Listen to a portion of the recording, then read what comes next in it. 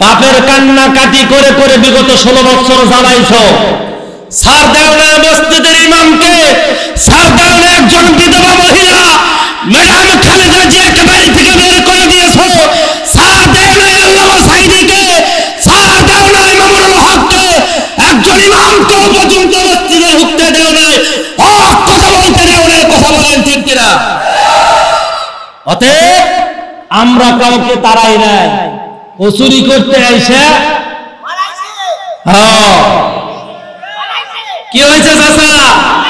বাবু আইবা, তুমি আইবা গো, এবার আইসা বাবু ক্ষমতা পাইবা না।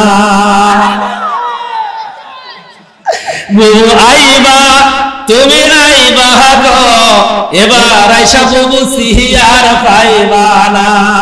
খোঁজ নাই বুবু কাদের কাকা, অবস্থা খারাপ দরবেশ বাবা।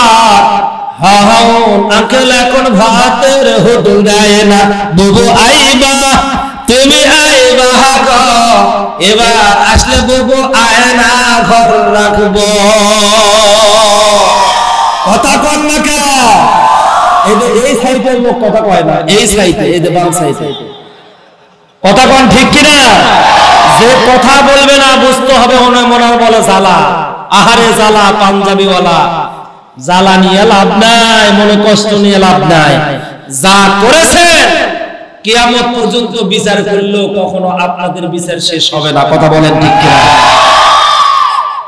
ফেনীর একজন ফাজিল মাদ্রাসার সুপারিনটেন্ডেন্টকে আপনারা শুধুমাত্র মতের সাথে মত না মেলার কারণে একজন মেয়েকে হত্যার বিনিময়ে তাকে 17 জন মানুষকে তোমরা ফাঁসির রশি পর্যন্ত ঝোলানোর জন্য প্রস্তুত নিয়েছিলে।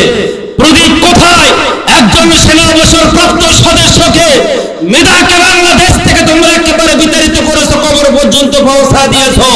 একজন প্রদীপ, এই প্রদীপের জন্য ইন্ডিয়াকে খুশি করার জন্য তোমরা আমাদের সিনহাকে হত্যা করেছো, যার হত্যার বিচার চাওয়ার জন্য বিধবা আজকে আদালতে গিয়েছিল। কথা বলেন ঠিক কিনা? প্রত্যেকটা বিষয়ে বিচার হবে বলি ইনশাআল্লাহ। ক্ষমতা যখন চলে যায় তখন বলে যায়, ক্ষমতা চলে যাওয়ার আগে কিছু আলামত পাওয়া যায়। আবার অনেকে আছে ক্ষমতা যাওয়ার আগে এমন পরিস্থিতি হয় যে বলে 1 কোটি ফালায় দাও, তারপরে আমার সিয়ার দরকার। কি দরকার? কয় কোটি? 1 কোটি। তখন প্রশাসন বলছে ম্যাডাম 1 কোটিতে ফালায় দেব, আমরা আছি মাত্র 7 লাখ। তাহলে 1 কোটি ফালাইলে ওরা তো আমাদেরকে একেবারে শেষ করে দিবে, বৌসল সহ। এখন কি করা যায়? বলে তোকে আমি চাকরি দিয়েছিলাম কি জন্য? এই জন্য নাকি? বলে ম্যাডাম ওই টেনশন করার দরকার নাই, ল্যাব খাতা গোছা, সময় আছে মাত্র 45 মিনিট। যেরকম মারহাবা। কত মিনিট? কত মিনিট? 45 মিনিট। ল্যাব খাতা গোছাইছে কিন্তু কিছু ছেড়ে গেছে। কি করছে? কিছু ছেড়ে পলায় চলে গেছে, ওনাকে আমরা তাড়াইনি। চোরকে কি করে তাড়ায়? কথা কয় না রবিক ভাই? কোনে নিয়ে এলেন? কাল তো আমি হজ করলাম বেগমগঞ্জে, বাপরে বাপ যে হুঙ্কার মানুষের। চোরকে কেউ কখনো মানে চোরকে কখনো কেউ মানুষকে চোরকে বলে যে তুমি পালাও? বলে? চোর চুরি করতে এসে মালিকের তারাকে ধরা পড়ে নিজের জীবন বাজি রেখে দৌড় দেয়, ঠিক কিনা? কোন চোর ধরা পড়ে, কোন চোর পলায়া নিজের জীবন বাঁচাইতে পারে। এটাই তো চোরের পরিচয়। এখন যদি চোর বলে যে আমাকে এলাকার লোকজন সবাই মিলে লাঠি দিয়ে তারা আমাকে বাড়ি পর্যন্ত পৌঁছায় দিয়েছে, তাহলে মনে করতে হবে এটা চোর নয়, এটা হলো বিশ্ব বাপ্পা। কথা বলেন ঠিক কিনা? আমরা মালিক, এদেশে আমাদের বৈধ পন্থায় জন্ম হয়েছে। পাকিস্তান ইন্ডিয়া থেকে ভেসে আসি নাই। আমরা এদেশের বৈধ নাগরিক।